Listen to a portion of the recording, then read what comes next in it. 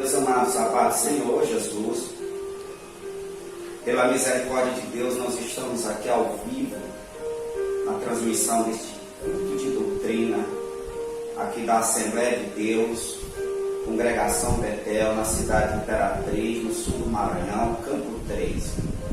Pastor Romeu, nosso presidente, missionário Cecília. Aqui vem quem nos fala é o pastor Renê, e pela misericórdia do Senhor nós estamos se adaptando a este meio de comunicação, a mídia social, para trazer o nosso culto de ensino, e principalmente para você que nos vê, nos ouve, através do canal do YouTube, do Instagram e também do Face. Para nós é um privilégio estar com vocês, e principalmente os irmãos aqui da congregação Betel, congregação local. E hoje nós iremos trazer uma mensagem, a carta à igreja de Pérgamo, Apocalipse capítulo 2, versículo 12 ao versículo 17.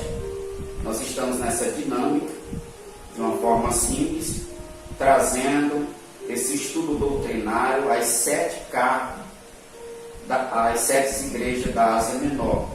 Cada igreja representa um período que a igreja passou, a igreja de Cristo na terra. Nós estamos no terceiro período da igreja, na terceira carta, a carta à igreja de Pérgamo. Apocalipse capítulo 2, versículo 12 ao versículo 17. Iremos ler esse texto aqui na Bíblia. Ao anjo da igreja que está em Pérgamo, escreve: isso diz aquele que tem a espada aguda de 2 fios. Eu sei as tuas obras e onde habitas, e que é onde está o trono de Satanás. E retens o meu nome, e não negaste a minha fé. E ainda nos dias de Antipas, minha fiel testemunha, o qual foi morto entre vós, onde Satanás habita. Mas umas poucas coisas tenho contra ti, porque tens lá os que seguem a doutrina de Balaão, o qual ensinava Balaque a lançar tropeços diante dos filhos de Israel, para que comesse dos sacrifícios da idolatria e se prostituísse. Assim tens também os que seguem a doutrina dos nicolaítas. E o que eu aborreço, arrepende-te, pois quando não, em breve virei a ti, e contra eles, e batalharei com a espada da minha boca. Quem tem ouvidos, ouça o que o Espírito diz às igrejas. Ao que vencer, darei eu a comer do maná escondido, e dar-lhe-ei uma pedra branca, e na pedra um novo nome escrito, o qual ninguém conhece, senão aquele que o recebe. Meus amados, nós temos aqui um slide para facilitar essa transmissão. A carta à igreja de Pérgamo é um brado de Jesus, Cristo à igreja contemporânea. O perigo que estava assaltando a igreja de Pérgamo era a linha divisória entre a verdade e a heresia. John Stott diz que o ponto da discórdia na igreja não era entre o bem e o mal, e sim entre a verdade e o erro. A palavra Pérgamo significa casado. A igreja precisa lembrar-se que está comprometida com Cristo e é a noiva de Cristo, e precisa se apresentar como uma esposa santa, pura e incontaminada. O ponto central dessa carta é alertar a igreja sobre o risco da perigosa mistura do povo de Deus com o engano doutrinário e com a imoralidade do mundo. Esta é a alerta, é o brado de Jesus Cristo, a igreja contemporânea. Nós colocamos aqui um slide de interpretação. A igreja de Pérgamo, o pastor desta igreja era Antipas, como o texto diz, minha fiel testemunha. Esse pastor trazendo aqui, antes de olhar para o slide, esse pastor Antipas, que era fiel testemunha nesta igreja, ele foi morto. Tem uma perseguição que houve contra a igreja de Pérgamo. Morto. Pegaram Antipas e colocaram dentro de um latão e queimaram ele. E ele virou só a cinza. Então houve uma perseguição muito grande contra a igreja de Pérgamo. A primeira pessoa a ser morta foi o pastor Antipas. Deus, ou Jesus, traça um elogio para esta igreja: mantenha a fé em Cristo. Também traz uma instrução: arrependimento da idolatria e imoralidade. Então nós começamos a ver que o que trouxe a ruína da igreja de Pérgamo foi justamente a mistura da igreja de Pérgamo com a idolatria e a imoralidade. São duas características de pecado muito fortes, ou duas revanches de Satanás contra esta igreja, que foi essa igreja se misturar com a idolatria e com a imoralidade. Nós sabemos que esses pecados é uma abominação diante dos olhos do Senhor. O crente, a igreja, ela foi chamada para viver uma vida santa diante da presença de Deus. A igreja, ela não pode viver uma vida dúbia, uma vida com Deus e uma vida misturada com a imoralidade, com a idolatria. Não tem condição de servir a dois senhores.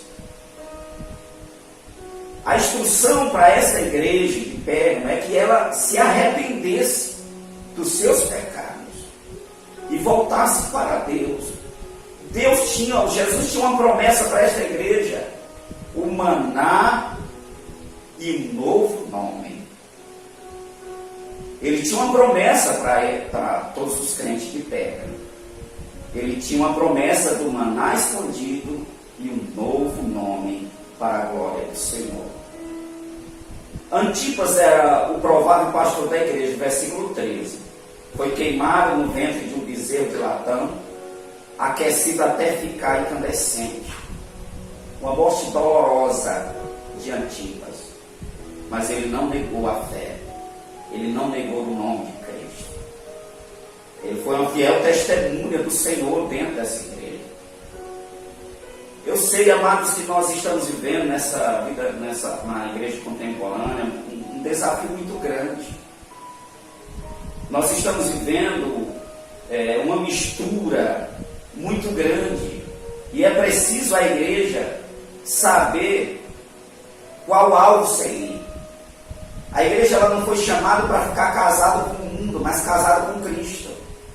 A igreja foi chamada para viver uma vida santa, uma vida de dignidade na presença do Senhor. Aconteça o que acontecer, pode vir a guerra que vier, a perseguição que vier contra a igreja, mas ela não pode deixar o seu posto e se misturar com o mundo. Bendito seja o nome do Senhor. Ela tem que seguir reto, olhando para Cristo, o autor e consumador da nossa fé. Porque o que há de vir virá e não tardará. Que Deus nos abençoe e nos conserve aos seus pés. A espada de dois gumes que ela fala, ou a espada da minha boca, versículo 12, 16, é a palavra de Deus em Hebreus capítulo 4, versículo 12.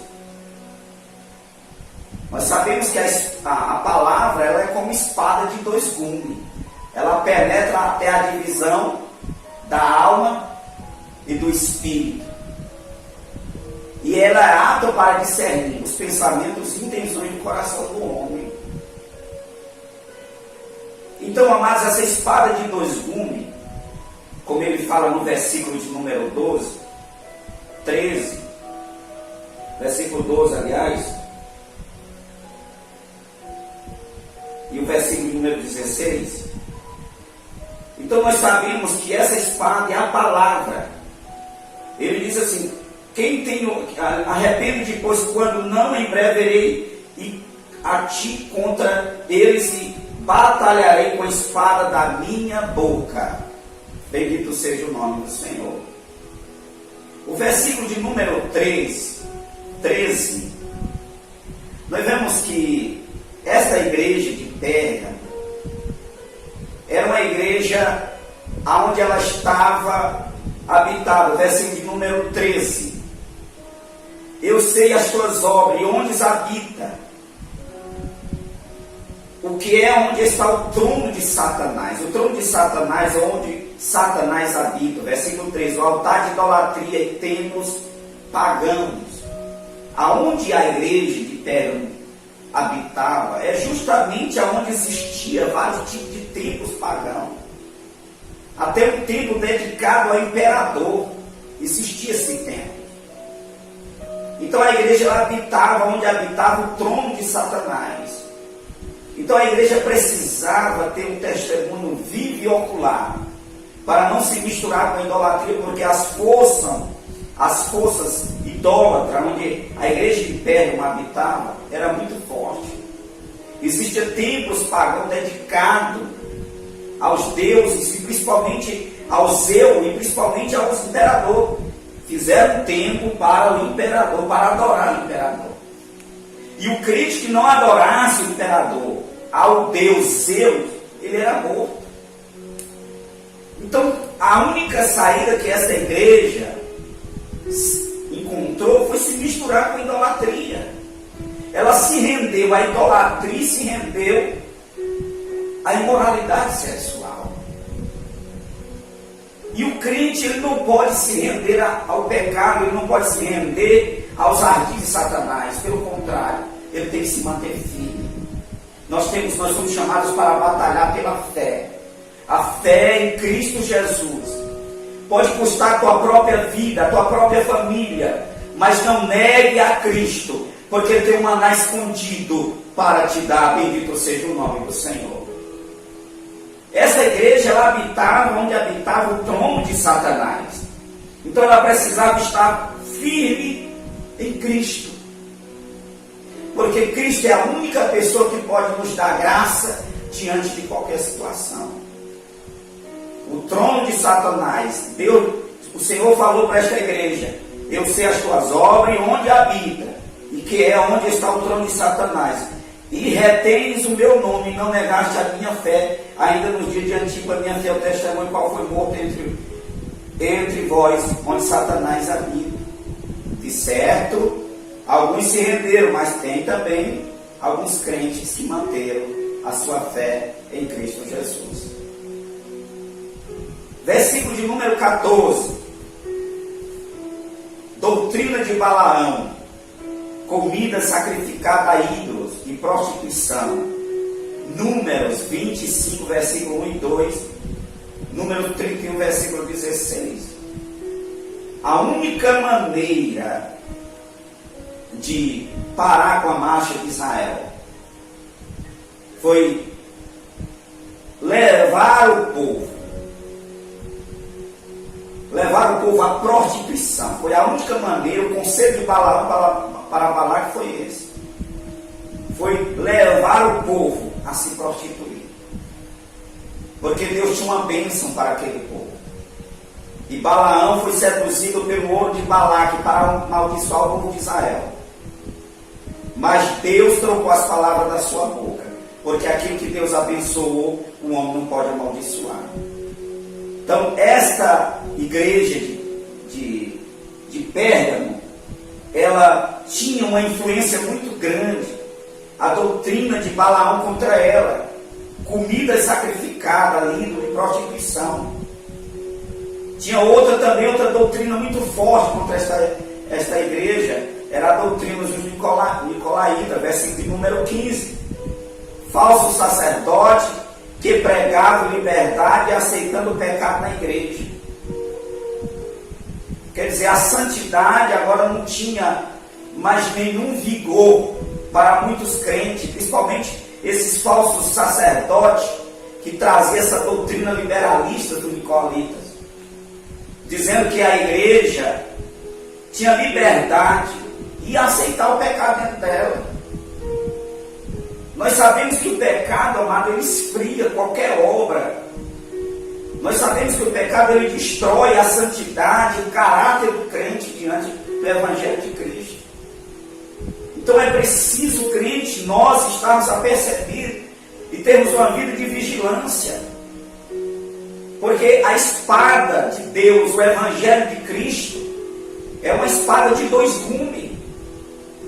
A palavra de Deus, ela é o filtro da nossa fé e da nossa vida diante do Senhor. Ela é o filtro de todas as coisas. E aonde não tem a palavra, aonde não tem um evangelho genuíno, a igreja ela é levada ao fracasso mesmo. É preciso nós termos uma vida de santidade, ter uma vida de discernimento, para não deixar nem tudo entrar dentro da igreja e dizer que é santo, sendo que é profano diante dos olhos do Senhor. Então existe uma influência muito grande desse vento, dessa doutrina de Balaão, prostituição, adoração a ídolos. Não tem como servir a dois senhores, amados, viver uma vida dúbia. A nossa vida, nós fomos chamados para a santificação e não para a imundície, diz o apóstolo Paulo. Lá em Colossenses capítulo 3, ele diz na sua palavra: se vós já ressuscitaste com Cristo, buscai as coisas que são de cima, e não das que são da terra, que é prostituição, lascívia, idolatria e outros tipos de pecado. Vem a classificação dos pecados em Colossenses capítulo número 3. A igreja foi chamada para viver uma vida santa diante da presença do Senhor. Então havia, essa igreja ela habitava onde tinha o trono de Satanás, aonde tinha uma forte influência da doutrina de Balaão e também da doutrina dos nicolaítas.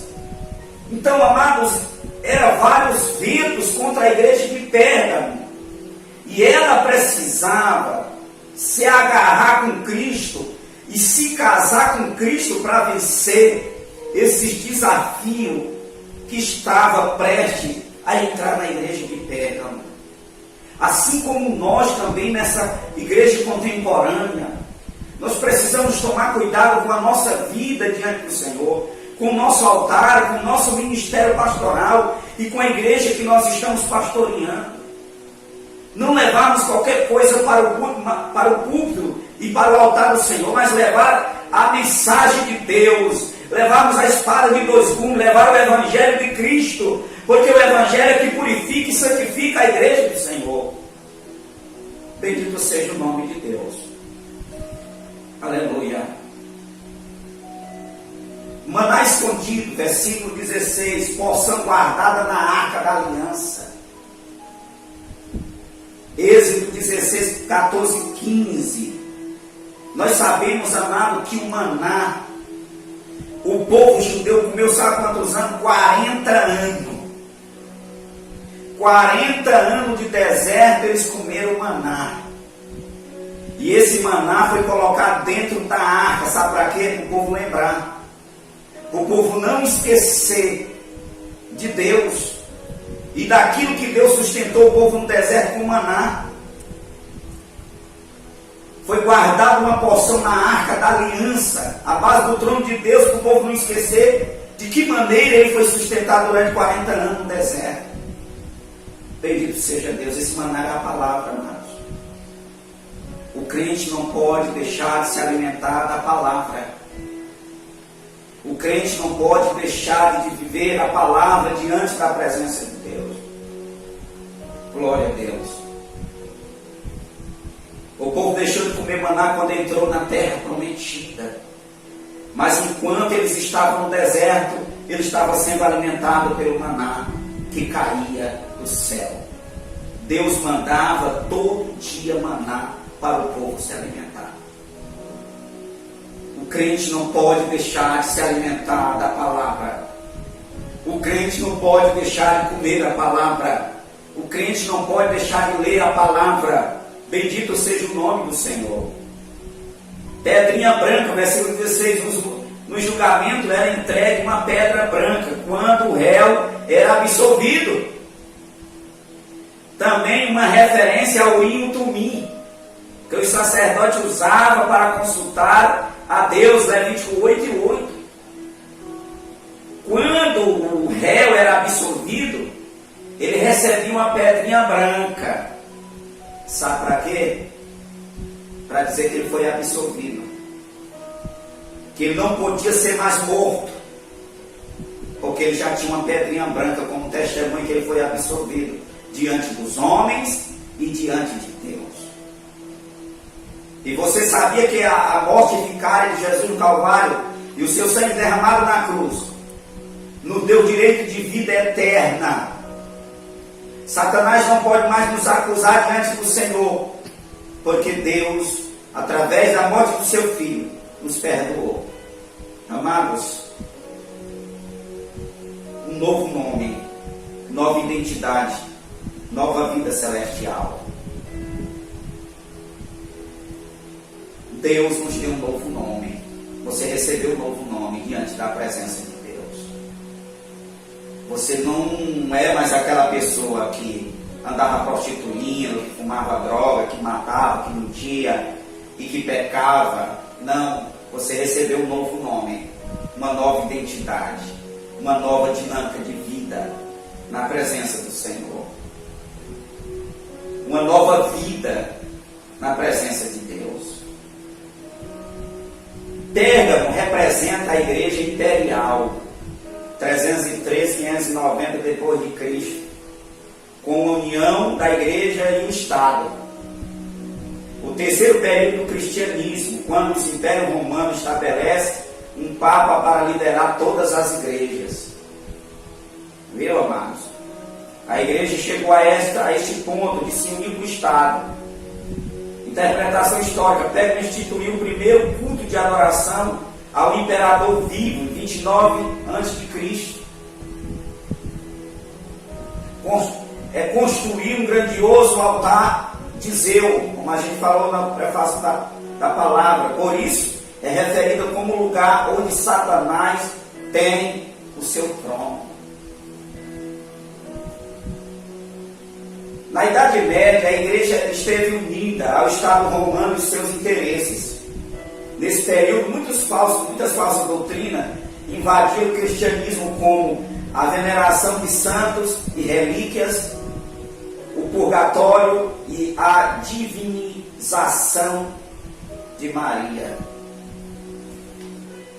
Igreja licenciosa, liberal e permissiva, aceitando tudo dentro da igreja para agradar as pessoas.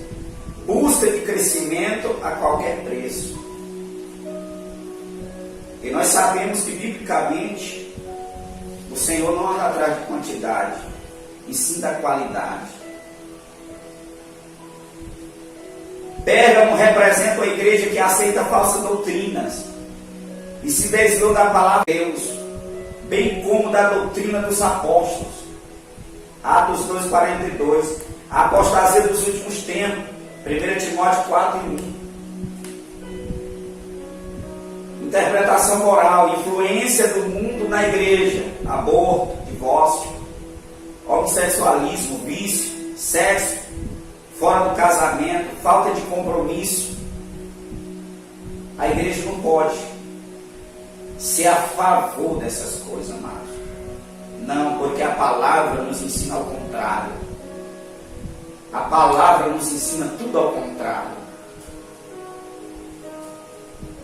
A igreja deve amar o pecador e falar a verdade sobre o pecado e não amar o pecado. A igreja contemporânea, ela tem que denunciar o pecado. Ela tem que amar o pecador, mas não aceitar o pecado dentro dela. Precisamos de arrependimento, amados. Precisamos nos voltar para Deus. Buscar a sua presença.